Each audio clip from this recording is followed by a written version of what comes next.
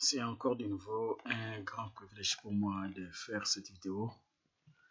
Et l'objectif de cette vidéo, c'est de porter un sujet à discussion sur le lieu que se trouverait aujourd'hui les jardins d'Éden.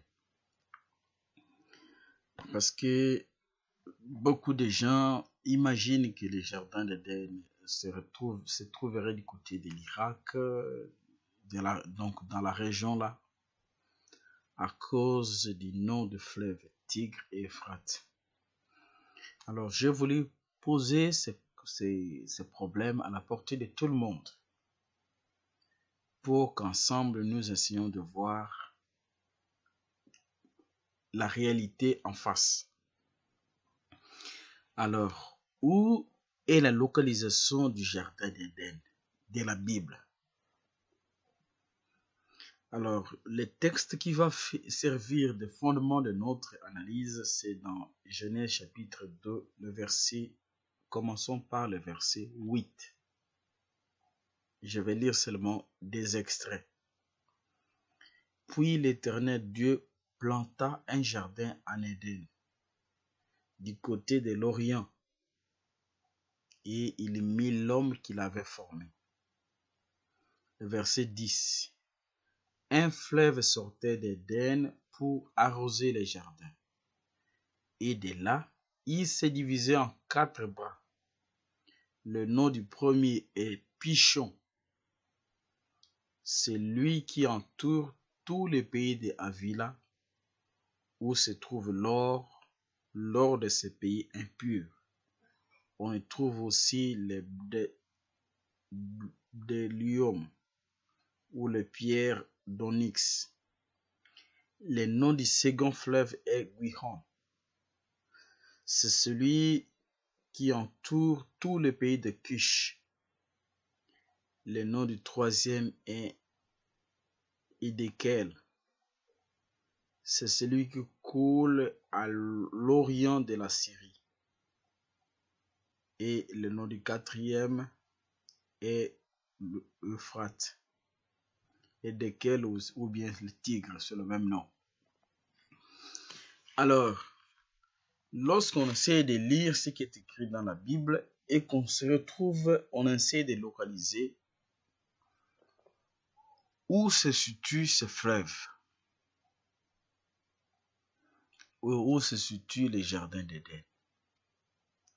Il est très difficile de dire avec précision la localisation du jardin d'Éden pour le fait suivant. On a dit que les jardins étaient en Orient. L'Orient, c'est l'Est par rapport à la région de Canaan ici, dont Israël est là-bas. Et l'Orient, c'est l'Est. Donc, on prend toute la région ici, constituerait l'Est. Une partie de la Turquie, de la Syrie, l'Azerbaïdjan, donc tout le pays que vous voyez sur cette carte-là constituerait l'Est par rapport à Canaan. Alors, les détails que nous avons trouvés dans la Bible nous demandent de faire l'analyse. On a dit que du jardin d'Éden sortait un fleuve qui arrosait les jardins. Je vous prie de faire attention à ces détails. Un fleuve sortait du jardin pour arroser d'Éden pour arroser les jardins. Et de là, le fleuve là se divisait en 4 bras. Et les noms de ces bras sont cités dans la Bible. Vous avez Pishon, vous avez les Gihon, vous avez les Tigres et Euphrate. Alors, d'emblée, dans la région de la Turquie, Syrie, Irak, Iran, dans cette partie d'Asie mineure, il n'y a aucun fleuve qui se divise en 4. Il n'y a aucun cours d'eau qui se divise en 4 branches, portant respectivement les noms de Tigre, Euphrate, Gihon et Pishon. Ça, c'est d'emblée. Alors, lorsqu'on on revient dans la localisation géographique pour nous permettre d'approfondir notre compréhension. Dans le jardin d'Éden, il y avait, représentez-vous, il y avait dans le jardin d'Éden un fleuve qui sortait pour arroser les jardins. Et le fleuve là se divisait en 4. Je venais de dire que dans la région de la Turquie, de la Syrie, même d'Israël, Irak, Iran, dans cette région-là, il y a dans le cours d'eau de cette région-là, on ne trouve pas un cours d'eau qui correspondrait à cette localisation. Et nous allons analyser maintenant chaque fleuve qui est décrit ici pour trouver où se situe ce fleuve.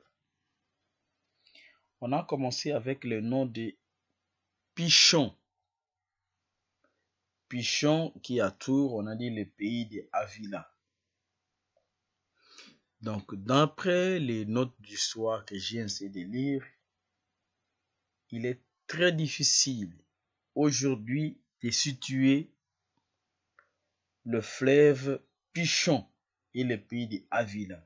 Donc, il n'y a pas de traces d'histoire ni de géographie pour localiser le nom Pishon et le pays de Havila.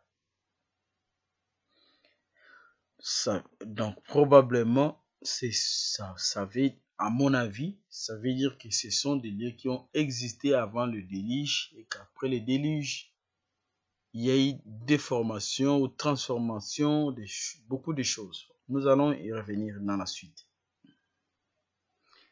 Le deuxième fleuve, c'est le fleuve Gihon. Dans toute la région, que ce soit la Turquie, la Syrie, l'Iran, Israël ici ou Irak, il n'y a pas un fleuve qui porte le nom de Gihon.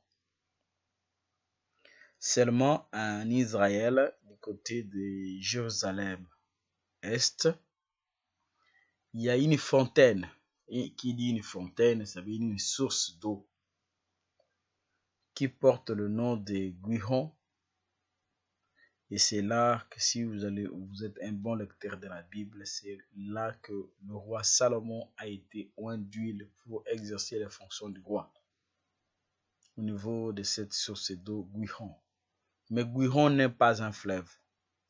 C'est une fontaine, une source d'eau qu'on va puiser.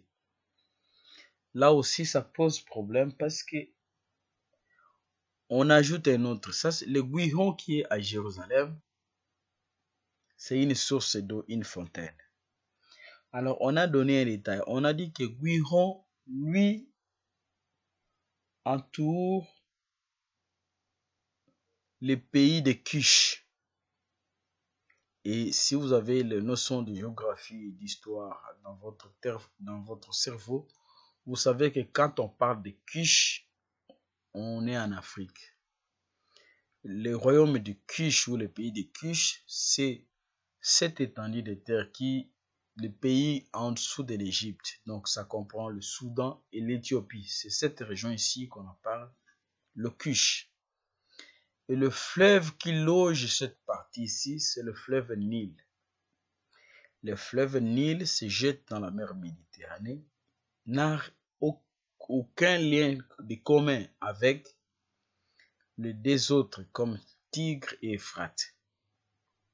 Donc, le fleuve Tigre, par exemple, il tire son origine de l'Arménie, quelque part là. L'Arménie, c'est au niveau de la Turquie orientale. Il a son origine au niveau de la Turquie. Il descend du côté de l'Iran et il va se rejoindre avec le fleuve Euphrate au niveau de ce qu'on appelle le Chat el-Arabe. C'est à ce niveau de Chat el-Arabe qu'ils vont se rejoindre les deux fleuves Tigre et Euphrate pour se déverser dans le golfe Persique. Ainsi, sur le plan de la géographie, il n'y a personne qui peut démontrer que les fleuves Tigre et Euphrate ont la même origine. Et de ces faits, le fait que le fleuve qui sortait du jardin d'Éden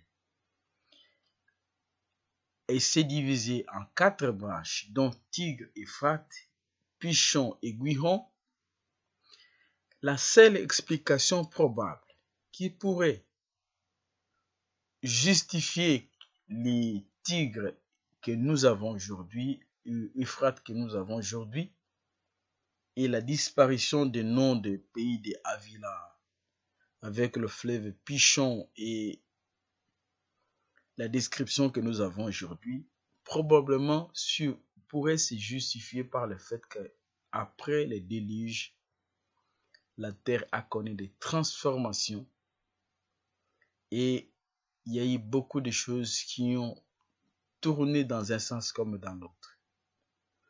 Parce que le fleuve Tigre que nous avons aujourd'hui n'a pas la même origine.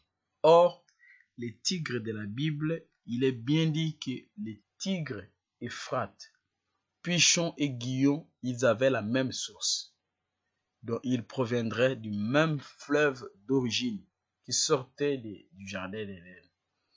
Or, les tigres que nous avons aujourd'hui, imaginez, donc dans la localisation sur cette carte, le fleuve Tigre et le fleuve Euphrate, ils sont situés au nord-ouest, nord-est ou nord-ouest et vont finir au sud-est au niveau du golfe Persique. Alors que le fleuve Guihon qui loge le pays de Kush, là nous sommes déjà en Afrique, il n'y a aucun contact entre le Tigre Euphrate et le région et les Nils. Ça c'est d'une part.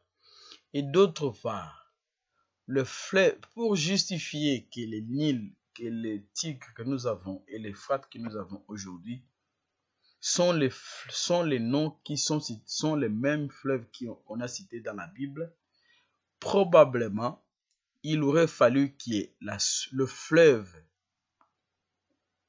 puisse être situé soit du côté de la Géorgie, dans la région ici de la Géorgie, de l'Ukraine ou de la Russie, et à partir de là, en haut, le fleuve sort de là et va se diviser. Or, en se divisant, on ne voit pas un lien de continuité entre un fleuve qui existerait dans la région de la Géorgie, de l'Arménie ou de la Russie pour donner naissance au fleuve Euphrate et au fleuve Tigre, rien que sur le plan de la géographie actuelle. Parce que la source de ce fleuve, normalement, du fait qu'on ait dit que le fleuve Tigre et Euphrate, ils proviennent d'un tronc commun, ça veut dire que il devait commencer à être grand à partir de leur, parce que leur tronc commun devait être grand et obtenir des divisions. Donc, ces différentes explications prouvent que le fleuve Tigre que nous avons aujourd'hui et le fleuve Euphrate que nous avons aujourd'hui n'ont rien de commun avec les fleuves Euphrate de la Bible. Parce que ça ne respecte pas la description de la Bible. Et de ce point de vue, il est impossible de localiser les jardins d'Éden aujourd'hui sur la terre. Et la seule explication, à mon avis, qui pourrait justifier cela, tient le fait que après les déluges, la terre a connu des bouleversements énormes. Et de ces bouleversements, nous avons la nouvelle architecture. Après la guerre, après les déluges, et c'est cette architecture que nous avons après le déluge qui a fait disparaître le fleuve qui coulait du jardin d'Éden et pour que la description telle que nous la lisons dans la Bible soit respectée. Donc il y a eu des déformations, des modifications avec les déluges. C'est à mon avis la seule explication. Et personne aujourd'hui ne peut justifier que les jardins d'Éden se trouvent en Irak, en Iran, en Syrie, en Turquie ou dans la région. Il n'y a aucune preuve. Même le sens de l'écoulement du fleuve Tigre et Euphrate que nous avons aujourd'hui ne correspondent pas aux détails qui sont écrits dans la Bible. Parce que le fleuve Tigre et Euphrate devaient avoir un tronc commun. Or, ces deux fleuves n'ont rien de commun. Ils vont se rencontrer à un endroit avant de déboucher dans l'embouchure au niveau de ce qu'on appelle le Tchad El Arabe. Et il n'y a rien de tronc commun entre le fleuve Tigre et Euphrate. Prenez le livre d'histoire, prenez la géographie. Personne ne peut prouver que les fleuves Tigre et Euphrate que nous avons aujourd'hui ont les mêmes descriptions que les fleuves Tigre et Euphrate de la Bible. Et le fleuve Gihon de la Bible, il entourait ou bien logeait le pays de Cush. Le pays de Cush n'est pas dans le Moyen-Orient. Le pays de Cush, nous sommes en Afrique, et bien là, nous sommes du côté du Soudan, de l'Éthiopie. C'est là que se situe le pays de Cush. Il n'y a aucun lien entre le fleuve qui loge la région ici, qui est le fleuve Nil, et le fleuve Tigre et Euphrate. Donc, le jardin d'Éden restera toujours un mystère que Dieu n'a pas volé, probablement que personne ne puisse localiser où est-ce que cela a existé. Si vous avez un avis contraire et du point de vue de la géographie, vous pouvez le témoigner. Merci.